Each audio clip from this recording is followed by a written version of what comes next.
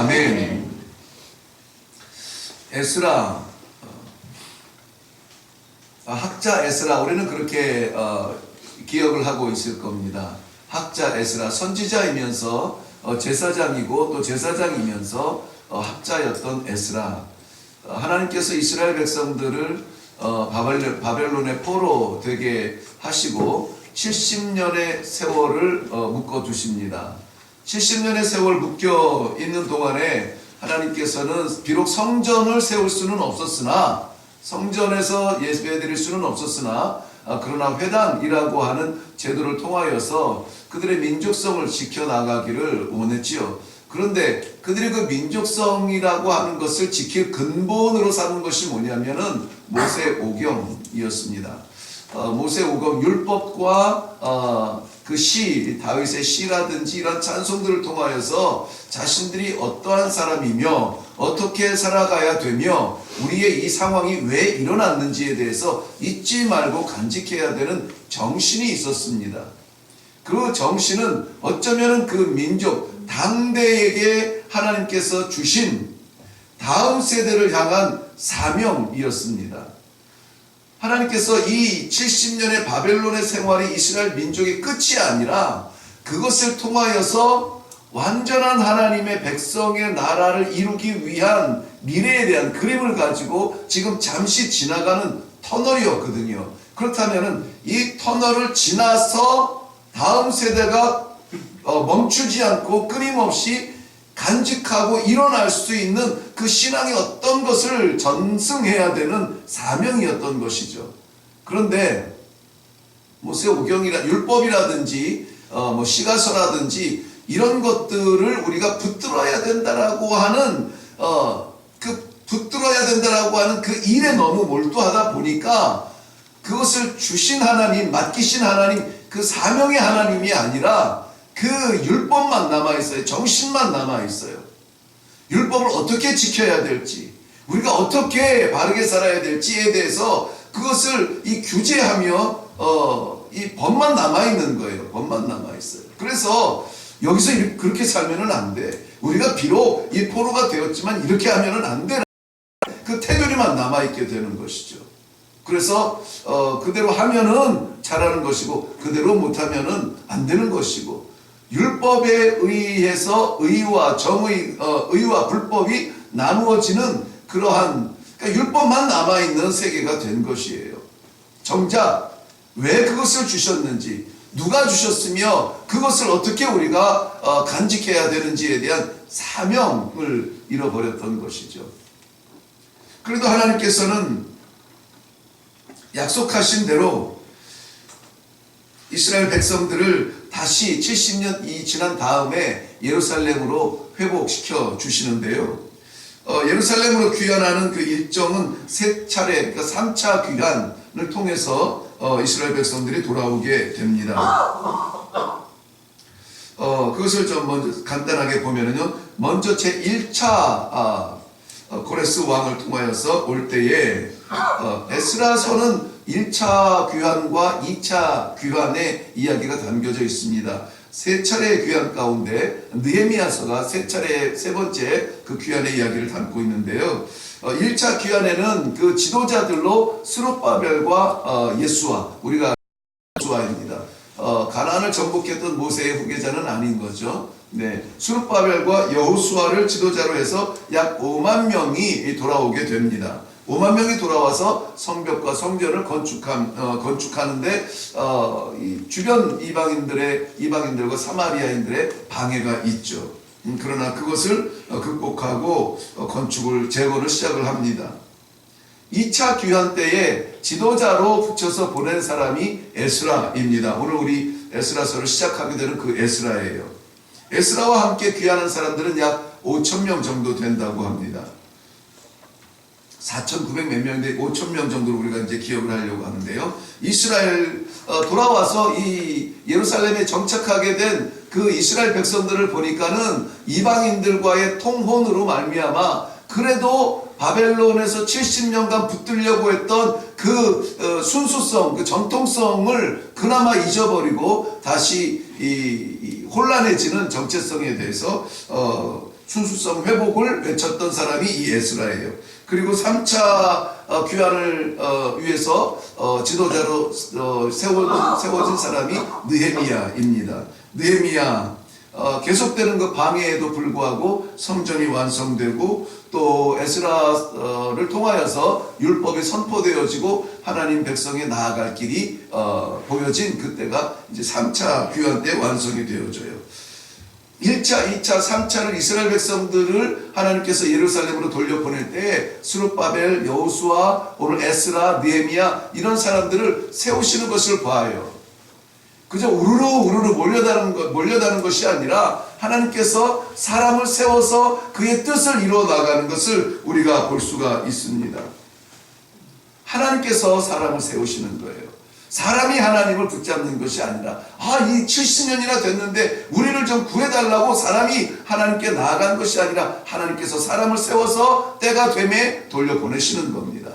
우리 구원의 여정도 마찬가지입니다. 인생을 살아가다가 구원의 간절한 필요에 의해서 구원받을 이것저것 찾다 보니까는 하나님이 유일하신 분이라 그 하나님을 우리가 믿기로 작정한 것이 아니라 하나님께서 그의 구원사역 태초전부터 창조 전부터 작정하신 구원사역을 만들어 나아가시는 그의 역사 가운데 이 시대에 우리를 태어나게 하시고 이 시대의 그 환경 속에서 우리를 하나님 만나게 하시고 구세주를 고백하게 하시고 이러한 모든 일련의 구원의 과정이 나의 무엇이 아니라 하나님께서 우리를 세우셨다라고 하는 거예요. 하나님께서 우리를 세우셔요. 그 당시에 하루가 천년 같은 하나님의 세계 속에서 그 시간 개념 속에서 그 당시에 에스라를 세우신 하나님께서 저는 믿기는 오늘날 우리를 세우시기 위하여 이 에스라를 같이 보게 하셨다고 믿습니다. 좀 증거를 위해서 우리 1절 말씀 가서 보겠습니다. 1절 말씀 보면은 바사왕 고레스 원년에 여호와께서 예레미야 입을 통하여 하신 말씀을 이루게 하시려고 그렇게 되어 있어요. 이것은 구약의 어떤 기록된 이스라엘의 역사가 아니라 하나님께서 무언가 이루게 하시려고 지금 이 역사를 쓰고 있다라고 하는 것입니다. 예레미야의 입을 통해서 하신 말씀이 뭐냐면 예레미야 25장 11절 말씀에 이렇게 기록되어져 있어요. 이 모든 땅이 폐허가 되어 놀랄 일이 될 것이며 이 민족들은 70년 동안 바벨론의 왕을 섬기리라.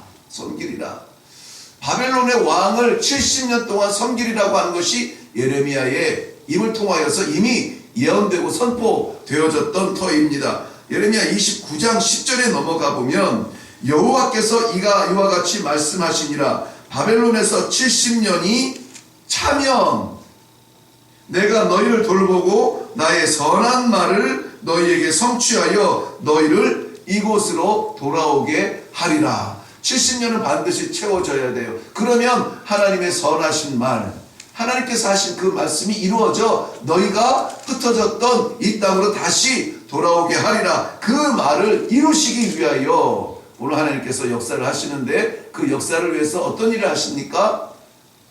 고레스를 세우십니다. 바사왕 고레스 원년에 그랬습니다.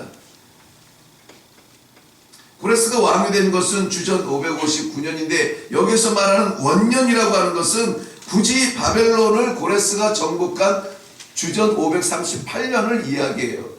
보통 왕의 원년은 왕으로 등극한 해를 원년이라고 말합니다. 그런데 오늘 역사가 기록되어지는 이 에스라서의 그 원년은 바벨론 정복한 그 해를 원년으로 삼아서 기록하고 있는 것입니다. 이 원년은 어떤 의미의 원년이냐면 고레스가 왕이 된 것이 중요한 것이 아니라 고레스가 하나님께서 약속하신 그 선하신 말씀을 이루기 위하여 이스라엘 백성들의 70년 마지막 해를 끝내고 새로운 해를 시작할 수 있도록 역사의 변화를 일으키는 그 해를 원년이라 하고 말하고 있는 것입니다. 고레스의 원년은 그 원년이에요. 오늘 저는 이 말씀의 제목을 원년이라고 정했습니다. 원년. 그 역사를 이루기 위해서 고레스를 하나님께서 세우시는 것입니다. 이사야서 44장 28절 말씀에 보면은 성경 말씀에 이 고레스를 이렇게 기록하고 있습니다. 고레스에 대하여 이르기를 내 목자라 그가 나의 모든 기쁨을 성취하리라 그랬습니다. 이방인, 그것도 이방의 왕을 내 목자라 그렇게 했어요. 하나님께서 내 목자로 세우셨다라는 것입니다. 그가 나의 모든 기쁨을 성취하리라. 우리 하나님의 기쁨, 이스라엘 하나님의 백성의 회복, 예루살렘 성전의 회복, 이 회복을 위하여서 하나님이 세우신 왕이라는 것입니다. 한 절 넘어가서 이사야서 45장 1절 말씀에는 더 나아가 이렇게 표현하십니다. 여호와께서 그의 기름 부음 받은 고레스에게 말씀하셨다. 기름 부음 받은 고레스에게 말씀하셨다. 기름 부음 받았다. 우리 그리스도가 기름 부음 받은 자라는 뜻이에요. 기름 부음 받았다. 하나님께 선택되고 하나님께서 그의 역사를 위해서 보내신, 기름 부어 파송하신 종이라는 의미예요. 그 종이 고레스라는 사람입니다. 고레스가 어떤 나라의 왕이 아니라 하나님의 선택을 받고 하나님의 파송을 위하여서 하나님의 기름 부음 받았다는 것입니다. 성경의 모든 사람들이, 성경에서 사역하는 주의 종들이 자신의 사역의 근거를 이야기할 때 사용하는 문장입니다. 여호와께서 나를 복중에 지으시고 여호와께서 내 어미의 태중에서 나를 선택하시고 하나님께서 우리를 세우시고 하나님께서 우리를 보내시고 하나님께서 우리에게 일을 맡기시고 나는 하나님의 기름 부음 받았다. 이것이 주의 일을 감당하는 선지자요, 사도요, 제사장들이요, 그들이 이야기하는 자신의 정체성, 사명의 근본이었습니다. 그리고 그 하나님이 오늘 우리를 세우십니다. 이스라엘의 회복을 위하여서 이방의 왕 고레스를 기름 부음 받아 세우신 그 하나님이 오늘 우리의 그 무엇을 위하여서 우리를 세우신다는 이 사실입니다. 우리를 세우기 위하여 이 새벽에 주님 전에 불러주셨다는 것입니다. 1절 하반절 말씀에 보면은 그 세우심을 위하여 여호와께서 바사왕 고레스의 마음을 감동시키시며 그랬습니다. 감동시키시며. 사람을 세우실 뿐만이 아니라 그의 말씀, 그 선하신 생각을 이루게 하기 위하여서 감동시켜 주시는 것. 감동이라는 것은 내면의 힘입니다. 내면의 힘이에요. 신앙생활 하면서 이 감동이 없는 신앙생활 너무나 건조합니다. 이건 오히려 위험하기까지 합니다. 우리가 신앙생활 하면서 찬송이 없이 이 신앙생활 불가능하고 기도 없이 불가능하다는 거 우리 너무나 잘 알아요. 주신 은혜 감동하여 찬송이 저절로 나오고 주신 사명 감당하기 위하여 능력의 기도가 필요하고 이것 없이 걸어갈 수가 없는 그 길이 신앙의 길이에요. 우리의 삶 가운데 인간적인 삶의 모습은 저는 개의치 않습니다만은 우리가 성도로서 하루를 살아간다면 우리는 감동의 삶을 살아야 돼요. 감동이 없다면, 신앙에 감동이 없다면 우리는 긴장해야 돼요. 긴장해야 돼요. 나에게는 감동이 없다면 긴장해야 돼요. 이방의 왕도 감동을 받아서 하나님의 일을 감당했다고 했습니다. 하물며 하나님의 자녀가 그 아버지로 인하여 없다면 그 가정은 불안한 거죠. 그렇게 허리가 휘도록 땀을 흘리면서 인격을 내려놓고 고생을 하면서 일을 해도 그 부모들이 미소를 짓는 이유는 이렇게 고생해도 내 자식 잘 되라고. 그 고생을 바라보면서 감동이 없는 자녀를 바라보는 아버지 마음이 기쁘실까요? 어머니 마음이 행복할까요? 그 자녀가 건강하게 자랄 수 있을까요? 우주를 단 한마디 말씀으로 지으신, 천지를 지으신 하나님이 우리의 아버지라고 하는 이 사실 자체로 우리가 감동이 되지 않습니까?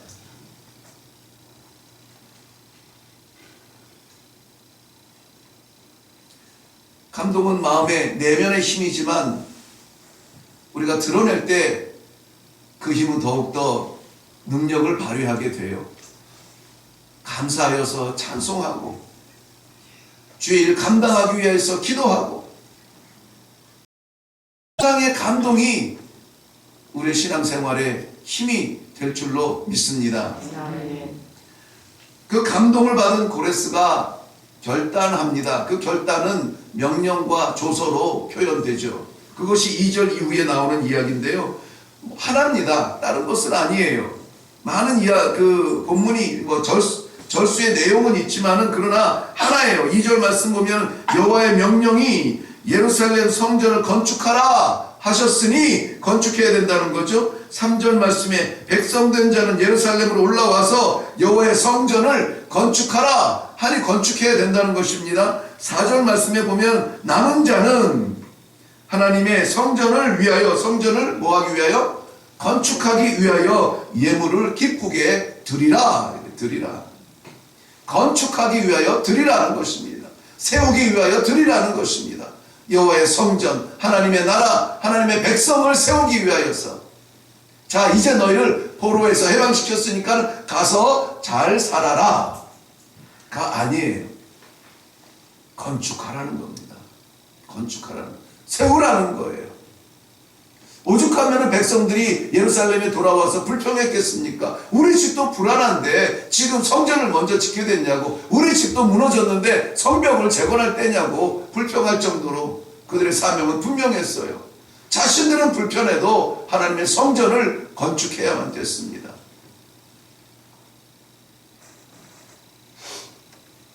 돌아간 이스라엘 백성들 잘 살라고 하는 것이 아니었어요. 구원받은 우리 평안한 삶을 살으라고 하는 것이 아니었어요. 오늘 이 시대에 하나님께서 우리를 세우신 이유는 믿음의 사람이 얼마나 잘 사는가 그 모범을 보이려는 것이 아니에요. 그걸 증거하라는 것이 아니에요. 세우라는 것입니다. 교회를 세우라는 거예요. 하나님의 나라를 세우라는 거예요. 하나님의 백성을 세우라는 거예요. 협력하고 도와서 세워주고 살려주고 세워주라는 것입니다. 오늘 우리에게 이 신앙의 원년의 결단이 있기를 바랍니다. 오늘 허락하신 모든 환경과 우리의 생명과 건강과 재물과 기회를 다 총동원하여서 하나님의 나라, 하나님의 백성, 하나님의 복음을 세우는 결단이 있기를 바랍니다. 우리가 받은 이 구원은 단번의 은혜로 영원히 누릴 수 있는 선물입니다. 그런데 그 구원받은 성도의 삶, 신앙의 삶은 날마다 새롭게 시작해야 되는 결단이 아니면은 살아갈 수가 없습니다. 왜 하나님께서 우리를 이 일일생하도록 날마다 뜨는 해와 더불어서 시작하고 지는 해와 더불어서 마치는 삶이 되게 하셨는지요? 아시는지요? 날마다의 결단 아니면은 우리는 무너져요. 어제의 은혜로 오늘을 살아갈 수가 없어요. 어렸을 때 받은 그 감격으로 오늘을 버틸 수가 없어요. 날마다 찬송하고 날마다 기도하고 날마다 말씀 가운데 그 감동을 받아서 결단하고 일어나는 삶이 오늘 우리를 살리는 능력이 될 줄로 믿습니다. 오늘 우리의 새로운 신앙의 원년이 되어서 기도 가운데 하나님이 우리의 마음에 감동 주시는 것이 있다면은, 특별히 세우는 일이라면은 이루시기를 바랍니다. 기도하겠습니다.